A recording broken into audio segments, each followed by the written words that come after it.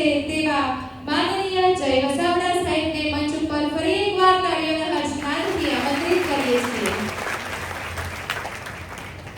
ખૂબ ખૂબ આભાર. ઘણા સમય પછી મને બોડેલી આવવાનું થયું, પણ મારે ખાસ આભાર માનવાનો સૌથી પહેલા મારી વાત શરૂ કરું એ પહેલા સમગ્ર તંત્ર તો છે જ ખડે પગે દોડતું અને સરસ રીતે બહુ મુસ્કુરાઈને સ્વાગત કરતું, પણ તમને જે કલેક્ટર મળ્યા છે ને એ તમારા સદભાગ્ય છે.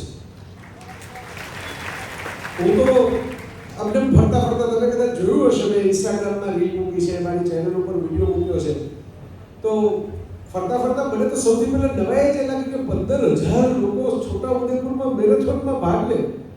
અને પછી મેડમે કીધું અને મને ફોટો બતાવ્યો, વિડીયો બતાવ્યો કે સાડી પહેરીને મેરેથોન દોડી શકાય.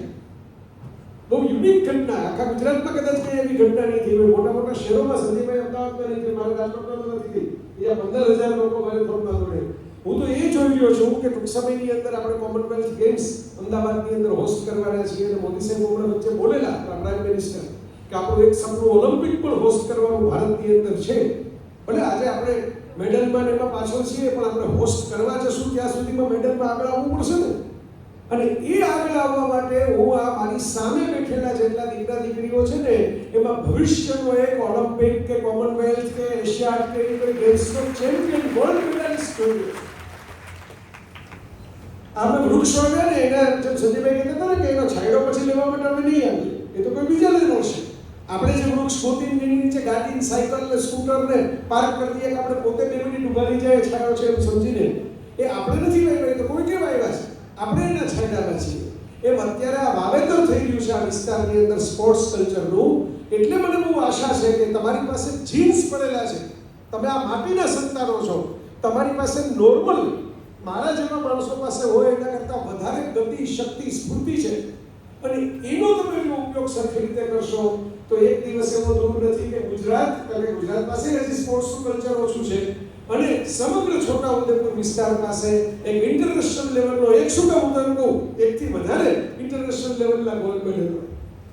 કારણ કે આપણા જિલ્લા જેવા કેટલાક દેશો છે જે ભાગ લેતા હોય છે.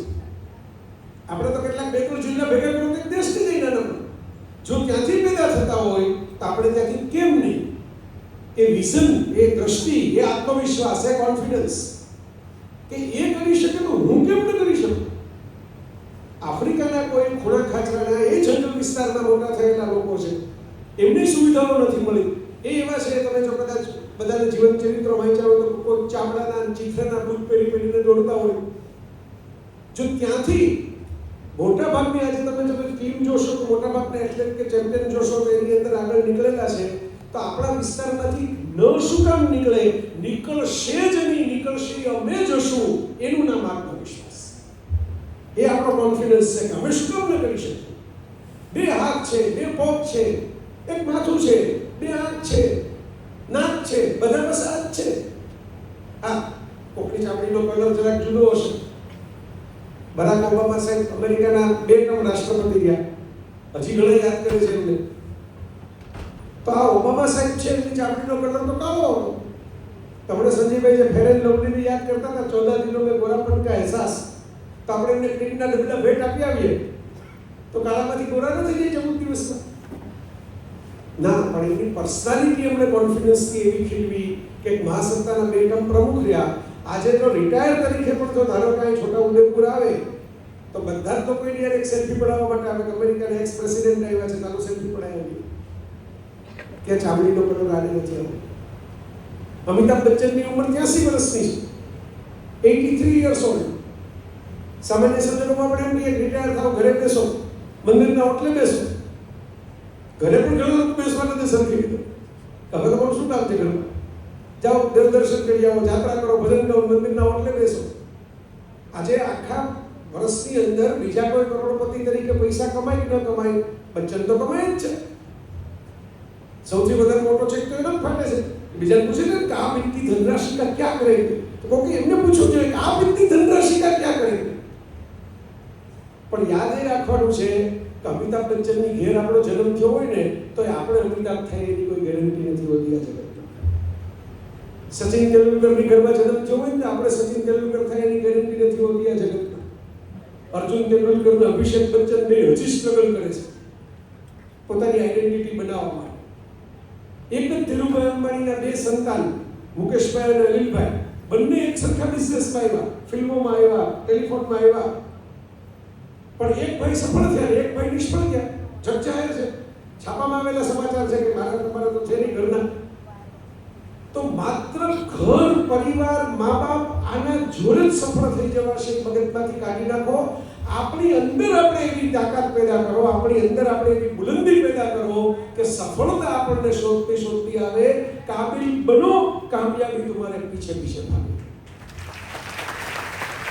કાબિલિયત ખેડવાની વાત છે, દરેકની અલગ અલગ હોય. મેં તમને કીધું રાણી મુખર્જીનો અવાજ કાસાની થાળી ઘસાયો છે, છતાં એને એક્ટિંગની અંદર એવી સરસ અભિનય પ્રતિભા બતાવી કે એ સમયના જેટલા ટોચના એક્ટરો હતા એ બધા સાથે કામ કરી લીધું અને બધા એવોર્ડ લઈ લીધા. નેશનલ એવોર્ડ છે. તમે વિચાર કરો, સચિન તેંડુલકર જેની હમણાં મેં નામ લીધું, એની હાઈટ 5 ફૂટ ને 2 ઇંચ છે, 2 ઇંચ પૂરા નથી, 5 ફૂટ ને 1 ઇંચ ઉપર થોડુંક છે. લોકો એને ઠીંગુજી નથી કહેતા, લિટલ માસ્ટર કહે છે. કારણ કે એને ક્રિકેટની હાઈટ એવડી ઊંચી કરી દીધી કે એની પોતાની હાઈટ કેટલી છે એ લોકો ભૂલી ગયા. આ આપણે કરી શકીએ છીએ. એવું નથી કે ગામ બહુ મોટું હોય, સુવિધાઓ બહુ સારી હોય તો જ આ થાય. તમે આટલી મોટી સંખ્યામાં આખા જિલ્લામાંથી ભેગા થયા છો. મેડમ વાત કરતા હતા, મને તો આ સદનસીબે મેડમનો ઇન્ટરવ્યુ કર્યો ને એને કારણે છોટાઉદેપુર રજાનું લાગતું જ નથી. અહીં શું શું થાય છે, શું શું બધી એચિવમેન્ટ છે, બધું પણ મોટે થઈ ગયું છે. અહીંની હસ્તકલાના એટલા બધા મેં તો શોધીને ચિત્રો મૂક્યા છે વિડીયોની અંદર પણ. અને મને મેડમ જ્યારે મળ્યા ત્યારે ટપાલ ટિકિટ લઈને આવ્યા. જ્યારે આ વિસ્તારની એક સરસ મજાના ઉત્સવની ટપાલ ટિકિટ બહાર પડી ગઈ. તમે વિચાર કરો કેવો સરસ ભગવાને આમ, તમે અંદર દાખલ થાવ ને તમને ખબર પડી જાય કે આ બાકીના એરિયા પૂરા થયા અને છોટાઉદેપુર શરૂ થયો. એવી હરિયાળી ને લીલોતરી તમે આયર્લેન્ડમાં જતા હો, સ્વિટ્ઝરલેન્ડમાં જતા હો, ન્યુઝીલેન્ડમાં જતા હો, એ પ્રકારની ફિલિંગ આવવા માંડે તમને. એવી કુદરતની મહેર છે આ માટી ઉપર. તો એની અંદર ખાલી વૃક્ષો જ સરસ થાય એવું થોડું છે, માણસો એટલા સરસ ખીલેલા મારી સામે બેઠેલા. પોસિબલ છે. થોડું વિઝન જોઈએ, થોડી નવી વાત જોઈએ, નવી ટેકનોલોજી જોઈએ, નવી દ્રષ્ટિ જોઈએ. સંજયભાઈ કેવડું મોટું સ્કિલ સેન્ટર શરૂ કર્યું હમણાં જોયું, તાજમહલ જેવું બિલ્ડિંગ છે અમદાવાદમાં. એમાં કેટલી બધા કોર્સી કરાવે છે. હું તો એકદમ ખાલી જસ્ટ ત્યાંથી નીકળો તો પહોંચી ગયો, પણ જોઈને મેં કીધું ભાઈ ગર્વ થયો. પેલા પગ મૂકે ને તો આમ કોકને એમ થાય 5 સ્ટાર હોટલના ફોર્મમાં આવી ગયા. અને આપણે ભાઈ કોકને પેલા ફોન કરીને પૂછ્યું કે ક્યાં આવ્યું તમારું? તો મને કહે તમે છો ક્યાં જ છે? તો મેં કીધું આ તો હોટલનું બિલ્ડિંગ લાગે, એવું મોટું બિલ્ડિંગ છે. પણ એમણે ઊભું કરીને બતાવ્યું, એમણે કામ કરીને બતાવ્યું, ખાલી વાતો નથી કરી, એક્શનમાં મૂકીને બતાવ્યું. આ બહુ મહત્વની વાત છે.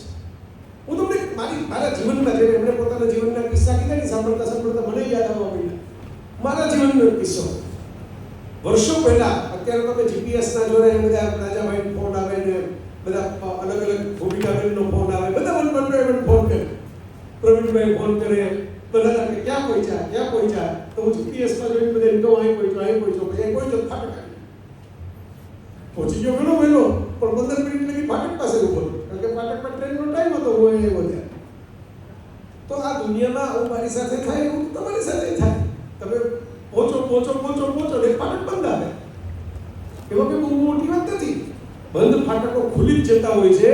પણ હું કાયમ માટે મારા લેક્ચરમાં કહેતો હોઉં છું કે રિક્ષા અને પરીક્ષા એક જાય તો બીજી આવશે. એટલે તમારે ક્યારેય પરીક્ષામાં કંઈક ખરાબ પરફોર્મન્સ થાય ને તો મરવાના વિચાર નહીં કરવાના. એમ માની લેવાનું કે એક રિક્ષા જાય બીજી રિક્ષા આવશે, બે પરીક્ષા ગઈ બીજી પરીક્ષા આવશે. પણ એના માટે આવશે જે ત્યાં ઊભા રહે છે, જે ટર્ન મારીને પાછા જતા રહે છે, ઘરે ગોદડા ઉઠીને સૂઈ જાય છે ને, એના માટે રિક્ષાવાળો ગોતવા નથી આવતો, પરીક્ષાવાળો ગોતવા નથી.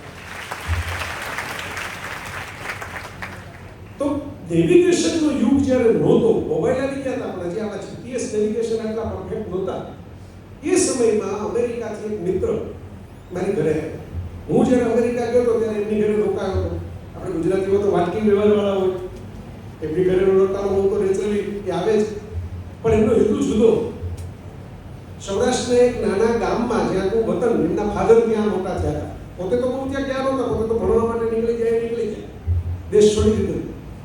પણ એમના પિતાશ્રી ગુજરી ગયા, એ ત્યાં પહોંચી ગયા હતા પછી, પણ એની પહેલા એમણે એમ કીધું કે મારે મારા ગામમાં એક સ્કૂલ બનાવવી છે. તો પછી આપણે વાત કરી દીકરાએ ફોન ઉપર, અને ગામવાસીઓને કીધું કે 51 લાખ રૂપિયા હું આપું છું. આથી થોડાક વર્ષ પહેલાની વાત છે એટલે 51 લાખ આપતા 1.5 કરોડ જેવા ગણાય, અને બાકીનું થોડું ઘણું જે કંઈ તમે મંજૂરી બધું મેળવી લો, પણ મારા પિતાશ્રીની સ્મૃતિમાં આપણે સ્કૂલ બનાવી. ગામવાસીઓ રાજી થયા. એક સરસ મજાનો તમે જેમ બધા ભેગા થયા ને 1.5 કલાક પહેલા, તો કાર્યક્રમ ગોઠવો, એવું ભોજનની ગોઠવો, જેમ ગોઠવાયું છે તમારી ભોજનની વચ્ચે ઊંચું હોય, બરોબર. પણ આ પ્રેક્ટિસ કરવાની છે કે જો સામે જમવાનું રેડી પડ્યું હોય તો કોક આપણને નડવા માટે બોલ કરતો આવી જાય તો કેમ સહન કરવું? આ ટોલરન્સનું ડેવલપ કરશો ને એટલી સક્સેસ વધારે થશે.